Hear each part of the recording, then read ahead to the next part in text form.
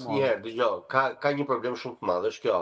E kemi diskutuar edhe një herë tjetër këtë gjë, që ja ka disa personazhe publik që pasi dalin nga një reality show, kujtojnë se nuk e di domethënë, duhet të kem patjetër një bodyguard sepse turma do t'i sulë, do ta kapë, do ta puthë, do t'ja, ma nuk e di se ç'mund të ndodhi as.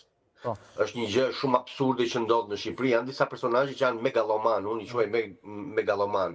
Ju në Kosovë keni pasur Benitën, neve në Shqipëri kemi pasur Soni Malajn.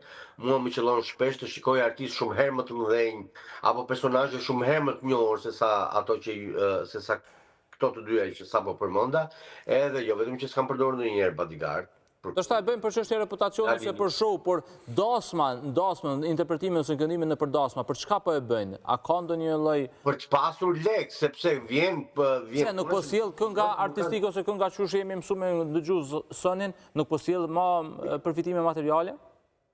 Atëherë, nuk ka më zgjedhje për një artist që është në hall për të fituar lek, nuk ka më zgjedhje për sa